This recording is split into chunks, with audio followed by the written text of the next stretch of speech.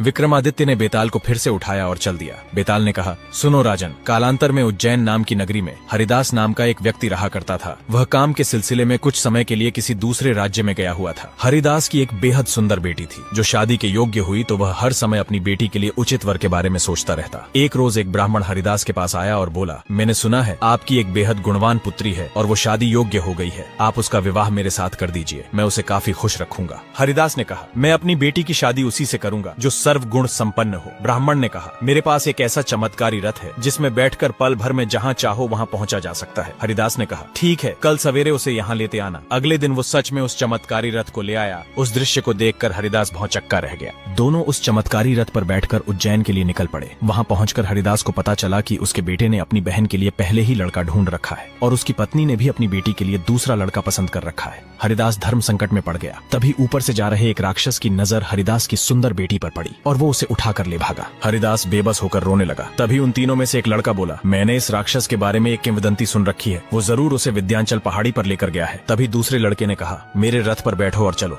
हम पलक झपकते ही वहाँ जा पहुँचेंगे। तभी तीसरा लड़का बोला, मैं शब्द भेदी तीर चलाना जानता हूँ, मैं उसे मार गिराऊंगा। बिना विलंब किए तीनों लड़के और हरिदास उस रथ में बैठे और उस राक्षस की खोज में निकल गए। भटकते भटकते वे चारों विंध्याचल पहाड़ी पर जा पहुँचे। तभी हरिदास की नजर उस विशालकाय दैत्य पर जा पड़ी। वो जोर से चिल्लाया, बच्चों, ये रहा वो राक्षस। दैत्य नगरी में मनुष्यों को आए देख राक्षस उन्हें मारने के लिए दौड़ पड़ा। उन तीनों लड़कों में से एक लड़का बेखौफ उस राक्षस की तरफ बढ़ा और शब्द भेदी बाण के एक ही वार से उस विशालकाय राक्षस को धराशाही कर दिया और उस लड़की को साथ लेकर सभी सकुशल उज्जैन लौट आए। इतना कहकर बेताल बोला, हे राजन, बताओ वह लड़की उन तीनों में से किसको मिलनी चाहिए? विक्रमादित्य ने कहा, जिसने राक्षस को मारा उसको मिलनी चाहिए, क्योंकि असली वीरता तो उसी ने दिखाई, बाकी दो ने तो मदद की। राजा का इतना कहना था कि बेताल फिर पेड़ पर जा लटका। क्यों दो योद्धाओं ने अपने सर काटकर माँ के चरणों में रख दिए। विक्रमादित्य ने बेताल को फिर से उठाया और चल दिया। बेताल ने कहा, सुनो राजन, बहुत समय पहले की बात है। कालांतर में एक राजकुमार अपने मित्र के साथ दूसरे राज्यों के भ्रमण पर निकला था। राजकुमार अपने मित्र के साथ घूमते घूमते शिवपुरी नामक नगर में जा पहुंचा। तभी उन्हें वहां देवी का एक मंदिर दिखाई दिया। दोनों ने देवी को प्रणाम किया। उसी समय राजकुमार को एक बेहद सुंदर राजकुमारी दिखाई दी। उसे देखकर वह इतना पागल हो गया कि उसने मंदिर में जाकर देवी से प्रार्थना की, हे देवी, ये लड़की मुझे मिल जाए। अगर मिल गई तो मैं अपना शीश काटकर आपके चरणों में अर्पित कर दूंगा। दोनों मित्र वापस अपने राज्य को लौट आए, मगर राजकुमार हर घड़ी बेचैन रहने लगा। एक रोज राजकुमार के मित्र ने उसके पिता से सारा हाल कह सुनाया। अपने बेटे का यह हाल देखकर राजा दूसरे राज्य गए और राजकुमारी के पिता से बात करके उन्हें शादी हेतु मना लिया और दोनों की शादी हो गई। विवाह के कुछ दिन उपरांत लड़की के पिता के यहाँ एक उत्सव था। उसमें शामिल होने के लिए राजकुमार के पास न्योता आया। राजकुमार अपने मित्र और पत्नी को साथ लेकर उत्सव देखने हेतु निकल पड़े। रास्ते में राजकुमार को वो देवी का मंदिर दिखाई दिया। मंदिर को देखते ही राजकुमार को अपना वचन याद आ गया। अपनी मृत्यु को समीप देख राजकुमार ने अपनी स्त्री और मित्र को थोड़ी देर बाहर रुकने के लिए कहा और स्वयं मंदिर में गया और देवी को प्रणाम करके तलवार के एक ही वार से अपना शीश देवी के चरणों में अर्पित कर दिया। काफी समय इंतजार करने के बाद उसके मित्र को कुछ अनहोनी की आशंका होने लगी। वो मंदिर में गया और राजकुमार के शीश को जमीन पर पड़ा देख उसकी रूह कांप उठी। उसने सोचा कि यह दुनिया बहुत बुरी है, कोई यह तो समझेगा नहीं कि इसने अपने आप शीश चढ़ाया है। सब यही कहेंगे कि इसकी सुंदर स्त्री को हड़पने के लिए मैंने इसकी गर्दन काट दी। इससे अच्छा है कि मैं अपने प्राणों का त्याग कर दूं। इतना सोच राजकुमार के मित्र ने भी माँ के चरणों में आत्म बलि दे डाली। बाहर इंतजार करते करते राजकुमारी के सब्र का बांध टूट गया और वो मंदिर के अंदर आ पहुंची। अपनी आंखों के सामने अपने पति और उनके मित्र की बलि का मंजर देखकर राजकुमारी की अंतरात्मा झकझोर उठी। जब राजकुमारी ने अपना होश संभाला तो उसे ज्ञात हुआ कि यदि किसी ने मुझे यहाँ देख लिया तो सब कहेंगे कि इस दुष्ट औरत ने इन दोनों को मौत के घाट उतार दिया। इस बदनामी से तो मर जाना उचित है। यह सोच राजकुमारी ने तलवार उठाई ही थी कि स्वयं माँ भवानी वहाँ प्रकट हो गई और राजकुमारी का हाथ पकड़कर कहा, मैं तुम पर प्रसन्न हूँ, जो चाहो सो मांगो पुत्री। राजकुमारी बोली, हे देवी, इन दोनों को जिंदा कर दीजिए। देवी ने कहा, अच्छा ठीक है, तुम दोनों के सर मिलाकर रख दो। घबराहट में राजकुमारी ने सर रखे तो गलती से एक का सर दूसरे के धड़ पर लगा दिया। देवी के आशीर्वाद स्वरूप दोनों जीवित हो उठे। तभी वे दोनों आपस में झगड़ने लगे। एक कहता कि यह मेरी पत्नी है तो दूसरा कहता कि नहीं, ये मेरी पत्नी है। बेताल बोला, हे राजन, बताओ कि यह स्त्री किसकी पत्नी होनी चाहिए? राजा ने कहा, नदियों में गंगा उत्तम, पर्वतों में सुमेरु, वृक्ष में कल्प वृक्ष और अंगों में शीश, इसलिए जिस शरीर पर पति का सर लगा हो वही उसका पति होना चाहिए। इतना सुनते ही बेताल फिर से पेड़ पर जा लटका।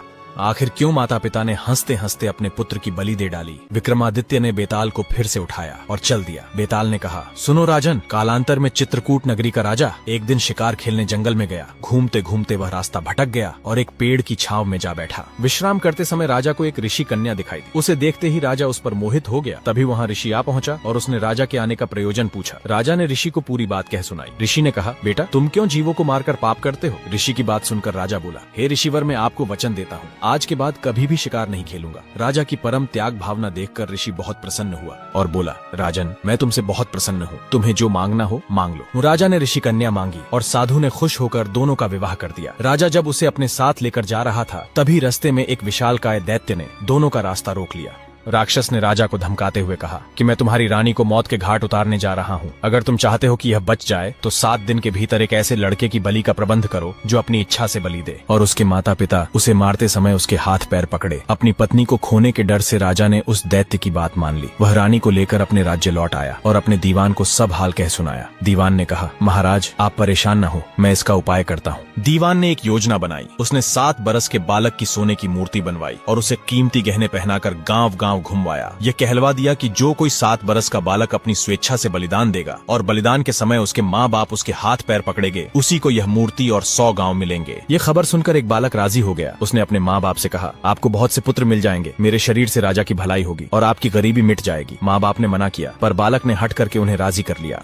माता पिता अपने पुत्र की बलि देने के लिए उसे राजा के पास ले गए। राजा उन सबको लेकर जंगल में राक्षस के पास गया। राक्षस के सामने माता पिता ने बालक के हाथ पैर पकड़े और राजा ने तलवार उठाकर बालक की बलि देनी चाहिए। उसी समय बालक बड़े जोर से हंस पड़ा। इतना कहकर बेताल बोला, हे राजन, बताओ कि वह बालक क्यों हंसा? विक्रमादित्य ने कहा, क्योंकि डर के समय हर आदमी रक्षा के लिए अपने माँ बाप को पुकारता है। माता पिता न हो तो पीड़ितों की मदद राजा करता है। राजा न कर सके तो आदमी देवता को याद करता है। पर यहाँ तो कोई भी बालक के साथ न था। माँ बाप हाथ पकड़े हुए थे। राजा तलवार लिए खड़ा था और राक्षस भक्षक हो रहा था। लड़का परोपकार के लिए अपने शरीर का त्याग कर रहा था। इसी हर्ष और अचरज से वह हंस पड़ा। इतना सुनते ही बेताल अंतर्ध्यान हो गया और वापस पेड़ पर जा लटका। विक्रमादित्य ने बेताल को फिर से उठाया और चल दिया। बेताल ने कहा, हे राजन, मुझे इस बात की बड़ी खुशी है कि बिना जरा सा भी हैरान हुए तुम मेरे सवालों का जवाब देते रहे हो और बार बार आने जाने की परेशानी उठा रहे हो। आज मैं तुमसे एक बहुत भारी सवाल करूंगा, तो सोचकर उत्तर देना। हे राजन, कालांतर में इंद्रप्रस्थ नाम के एक राज्य में मांडलिक नाम का राजा राज करता था, लेकिन पारिवारिक षड्यंत्रों के चलते उसके भाइयों ने उसका साम्राज्य छीन लिया और राजा को देश निकाला दे दिया। राजा अपनी पत्नी और राजकुमारी को लेकर जंगल से गुजर रहा था। तभी वहाँ पर आदिवासियों का एक क्षेत्र आया।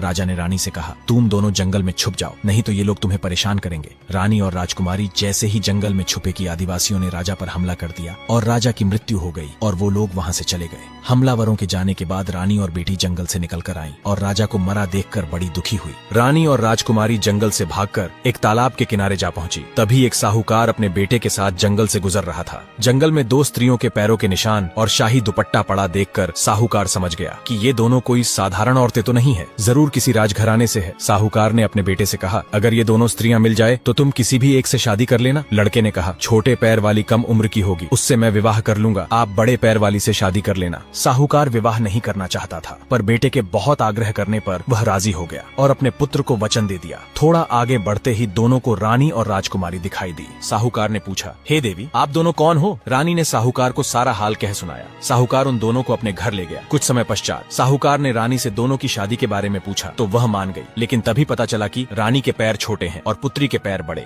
अपने दिए गए वचनानुसार साहूकार ने रानी की पुत्री से विवाह किया और साहूकार के लड़के ने रानी से ही विवाह कर लिया और इस तरह बेटी अपनी ही माँ की सास बन गई। उन दोनों के आगे चलकर कई संतानें हुई। इतना कहकर बेताल बोला, हे राजन, बताइए माँ बेटी के जो बच्चे हुए उनका आपस में क्या रिश्ता हुआ? यह सवाल सुनकर विक्रमादित्य चक्कर में पड़ गए। विक्रमादित्य ने बहुत सोचा पर जवाब न दे पाए और वह चुपचाप चलते रहे। यह देखकर बेताल बोला, राजन, कोई बात नहीं, मैं तुम्हारे धैर्य और पराक्रम से बहुत खुश हूँ। मैं अब इस मुर्दे से निकल रहा हूँ, तुम इसे योगी के पास ले जाओ। जब वह तुम्हें इस मुर्दे को सर झुकाकर प्रणाम करने को कहे तो तुम कह देना कि पहले आप करके दिखाओ। जब वह सर झुकाए तो तुम उसका सर काट लेना। अगर तुमने सर नहीं काटा तो वह तुम्हारा सर काट कर और भी अधिक शक्तिशाली हो जाएगा। इतना कहकर बेताल चला गया और विक्रमादित्य उस मुर्दे को लेकर साधु के पास आ पहुंचा। साधु विक्रमादित्य और मुर्दे को देखकर बहुत प्रसन्न हुआ और बोला, हे राजन, आपने यह असंभव कार्य करके मेरे ऊपर बहुत बड़ा उपकार किया है। अब मुझे विश्वास हो गया है कि आप सभी राजाओं में श्रेष्ठ हो। इतना कहकर साधु ने मुर्दे को स्नान कराकर फूलों की मालाओं से सजाकर रख दिया। फिर मंत्र बल से बेताल का आवाहन किया और उसकी पूजा की। पूजा के पश्चात उसने विक्रमादित्य से कहा, हे राजन, तुम शीश झुकाकर इसे प्रणाम करो। विक्रमादित्य को बेताल की बात याद आ गई। उन्होंने कहा, मैं राजा हूँ, मैंने कभी किसी के आगे सर नहीं झुकाया है, पहले आप सर झुकाकर बता दीजिए। साधु ने जैसे ही सर झुकाया, विक्रमादित्य ने तलवार के एक ही वार से उसका सर धड़ से अलग कर दिया। कपटी साधु का अंत देखकर बेताल बड़ा खुश हुआ। बेताल बोला, हे राजन, ये साधु विद्याधरों का स्वामी बनना चाहता था, अब तुम बनोगे। मैंने तुम्हें बहुत परेशान किया है, अब तुम जो चाहो वो मांग सकते हो। विक्रमादित्य ने बेताल से कहा, अगर आप मुझसे खुश हो तो ये जो कहानियां आपने मुझे सुनाई, ये सारे संसार में प्रसिद्ध हो जाए और लोग इन्हें बड़े आदर से सुने। बेताल ने कहा, ऐसा ही होगा। ये कथाएं बेताल पच्चीसी के नाम से मशहूर होंगी और जो कोई इन्हें सुनेगा उनके सभी पाप दूर हो जाएंगे। इतना कहकर बेताल चला गया। तभी भगवान शिवजी ने वहाँ प्रकट होकर कहा, हे राजन, तुमने अच्छा किया जो इस दुष्ट साधु को मृत्यु के घाट उतार दिया। मैं तुम्हें वरदान देता हूँ, अब तुम सातों द्वीपों और पाताल सहित सारी पृथ्वी पर राज करोगे। इतना कहकर शिवजी अंतर्धान हो गए। विक्रमादित्य शमशान से अपने नगर लौट आए और कुछ समय बीत जाने के बाद विक्रमादित्य पूरी धरती के राजा बन गए। भगवान शिव के सच्चे भक्त कमेंट में जय भोलेनाथ जरूर लिखे।